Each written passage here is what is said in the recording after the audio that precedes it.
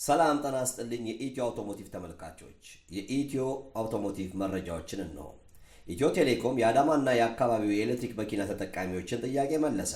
መጋቢት 25 ቀን 2018 ዓ.ም በአዳማ ከተማ ደራርቱ አደባባይ ወደ ወለንጪቲ በሚወስደው መንገድ ላይ የገነባውን አራተኛውን እጅግ ፈጣን ሱፐር ፋስት ኤሌክትሪክ መኪና ቻርጅ ማድረጊያ ጣቢያ በይፋ ስራ አስጀምረዋል።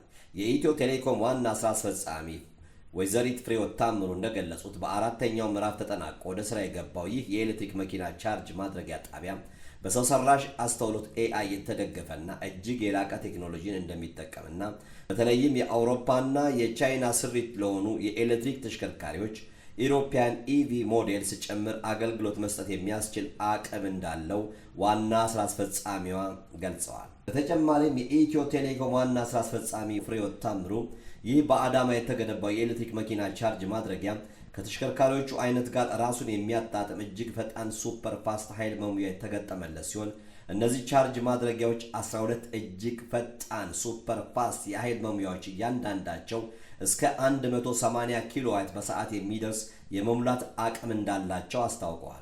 የኢትዮ ቴሌኮም ዋና ስራ አስፈጻሚ በዕለቱ እንደገለጹት ኢትዮ ቴሌኮም እጅግ ፈጣን የሆነ የኤሌክትሪክ ተሽከርካሪ ኃይል መሙያ ጣቢያዎች ከመገንባት ባለፈ ለሌሎች ባለድርሻ አካላት የገነቧቸውን ጣቢያዎች በተቀናጀ የዲጂታል ስነ ምህዳር ውስጥ እንዲካተቱ የሚያስችል ሀገር አቀፍ የኤሌክትሪክ ተሽከርካሪ ኃይል መሙያ ፕላትፎርም አዘጋጅቷል ብለዋል።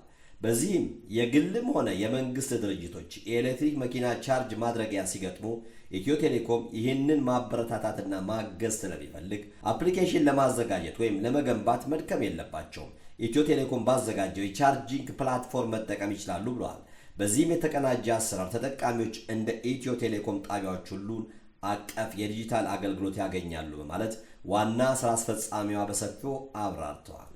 እንደ ወትሮ ሁሉ ዲጂታል ኢትዮጵያን በፍጥነት ከዳር ለማድረስ እየሰራለው ኢትዮ ቴሌኮም ዛሬም የሚስራችሁ ይዞላችሁ በአዳማ ከተማ ተገናኝተናል ማለት ነው። ምንድነው የምስራችሁ? እንግዲህ የዘመኑን የግሪን ኢኮኖሚን አካል የሆነውን ግንባታ አካል የሆነው አንዱ እና መሰረታዊ የሆነው ጉዳይ ማለት ነው። እንደዚሁም ደግሞ አሁን ካለንበት ወቅታዊ ሁኔታ አንጻር አንገብጋቢ የምንለው ለእያንዳንዳችን፣ ለተቋማት፣ ለግለሰቦች፣ ለእንቅስቃሴያችን፣ ለኢኮኖሚያችን ሁሉ በጣም አስፈላጊ የሆነው የሚረዳን ነገር እንዲሁም መኪኖቻችን እንግዲህ ቻርጅ በማድረግ በአዲስ አበባ ብቻ ተወሰናችሁ እንዳትቀሩ። ብዙ ከሌሎች ከተማ ጋር የምትገናኙባት ከተማም አዳማም ዛሬ የዚሁ አንዱ አካል ሆናለች ማለት ነው።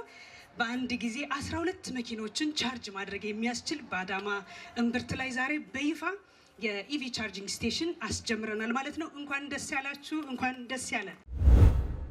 5Gም ከአዲስ አበባ ስንወጣ አዳማ ነበር ያስጀመርነውና አዳማዎች ለቴክኖሎጂ ቅርብ ሆነው ነው ስማርት ከንቲባ አቦ ኃይሉም ቅርብ ሆነው ነው የሚለውን እንግዲህ እናንተ ትመልሳላችሁ። ዛሬም የመጀመሪያው ፐብሊክ የምንለው የኢቪ ስቴሽን ከአዲስ አበባ ውጪ በአዳማ ከተማ በይፋ ተጀምሯል ማለት ነው። አገልግሎት ይሰጣል። ይሄ ማለት ለአዳማ ከተማ ነዋሪዎች ብቻ ሳይሆን ትሩፋቱ በዚህ ለሚተላለፉ ሁሉ ኢኮኖሚያችንን እያሳለጡ ያሉ ተሽከርካሪዎቻችን ሁሉ የሚገለገሉበት የሚጠቀሙበት ይሆናል ማለት ነው። በዚህም እንግዲህ ጠቀሜታው የጎላ ይሆናል ማለት ነው። ውድ ደንበኞቻችን አሉ ከአዳማ ድረስ መጥተው አዲስ አበባ ላይ የገነባነውን የኢቪ ቻርጂንግ ስቴሽን የሚጠቀሙ ማለት ነው። እና መቼ ነው ከከተማ የምትወጡት የሚል ጥያቄ ነበራቸው። ይሄው ጥያቄያቸው ዛሬ ተመልሷል ማለት ነው። የአዳማ ከተማ ከንቲባ አቶ ኃይሉ ጀሉድ ኢትዮ ቴሌኮም ስላስገነባው የኤሌክትሪክ መኪና ቻርጅ ማድረጊያና ስለ አዳማ ከተማ ስማርት ፕሮግራም በዕለቱ ሰፊ ማብራሪያ ሰጥተዋል። ሀሳብም ጠፍቶ አይደለም።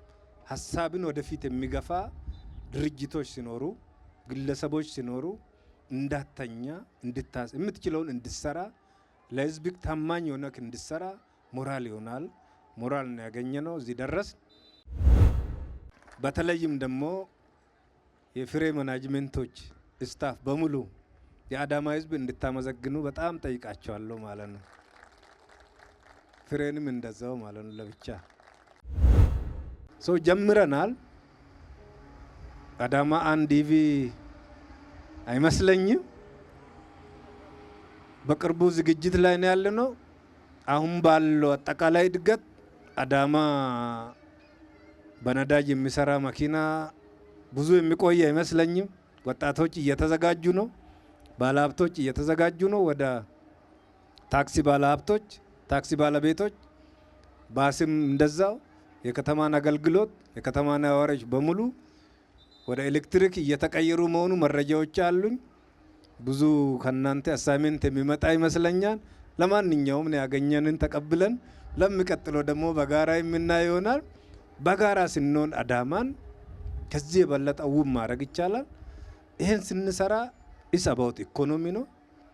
የከተማው ነዋሪ ኢኮኖሚ ሲጨምር የመንግስት ገቢ ይጨምራል፣ የድርጅታችንም ገቢ ይጨምራል፣ እኛም ገቢ እናገኛለን።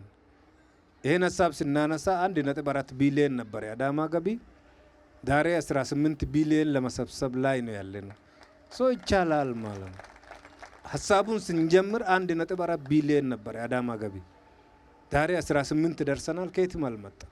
ህብረተሰቡ ኢኮኖሚውን ማንቀሳቀስ ሲጀምር የመጣ ውጤት ነውና ይሄ ለአዳማ አሁን አይመጥንም ብለን እናያለን።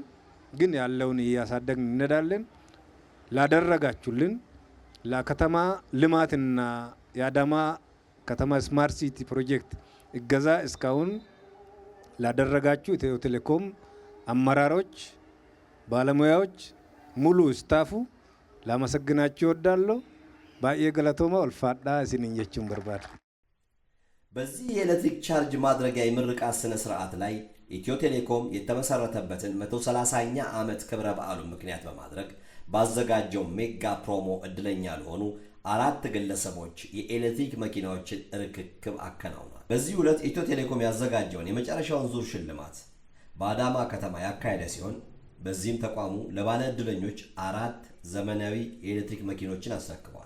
በመርሃ ግብሩ እስካሁን 12 የኤሌክትሪክ መኪኖችና 13 ባጃጆችን ለባለ እድለኞች ማስረከቡን ኢትዮ ቴሌኮም አሳውቋል።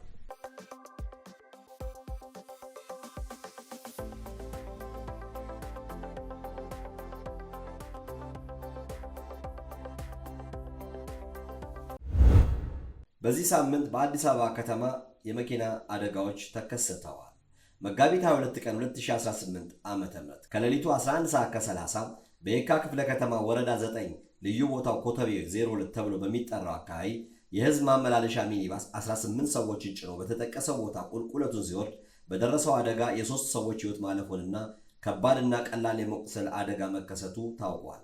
በማግስቱ መጋቢት 23 ቀን 2018 ዓ.ም ከቀኑ 5 ሰዓት ከ55 ደቂቃ በየካ ክፍለ ከተማ ወረዳ 9 ልዩ ቦታው ቅድስት ሳሊተ ምሕረት ቤተክርስቲያን አካባቢ ንብረትነቱ የኢትዮ ጅቡቲ ምድር ባቡር አክሲዮን ማህበር የሆነ የሰሌዳ ቁጥሩ 582 D112 የሆነ ሲኖትራክ ተሽከርካሪ የጉዞ አቅጣጫውን ከላምበረት ወደ ጃክሮስ አድርጎ በሚጓዝበት ወቅት ከአያት ወደ መገናኛ የጉዞ አቅጣጫውን አድርጎ ሲጓዝ ከነበረ ንብረትነቱ የአዲስ አበባ ቀላል ባቡር ትራንስፖርት አገልግሎት ድርጅት ከሆነ የኮድ ቁጥሩ 111 ባቡር ጋር በመጋጨት ባቡር ውስጥ ተሳፍረው በነበሩ 2 ሰዎች ላይ ቀላል የአካል ጉዳት መድረሱን የአዲስ አበባ ፖሊስ ጠቅላይ መምሪያ አስታውቋል። ፖሊስ የአደጋዎቹ ምክንያት እያጣራ ሲሆን አሽከርካሪዎች በሚያሽከረክሩበት ወቅት የመኪናቸውን ፍጥነት በአግባቡ ሊቆጣጠሩ በሚችሉበት ሁኔታና የመንገዱን አቀማመጥ ከግምት ባስገባ መልኩ ሊሆን እንደሚገባ የአዲስ አበባ ፖሊስ ጠቅላይ መምሪያ መልእክቱን አስተላልፏል። ተመልካቾቻችን የኢትዮ አውቶሞቲቭ መረጃዎች እነዚህ ነበሩ። ከቀሪ የኢትዮ አውቶሞቲቭ ፕሮግራሞች ጋር ከኛ ጋር እንድትቆዩ እንጋብዛችኋለን።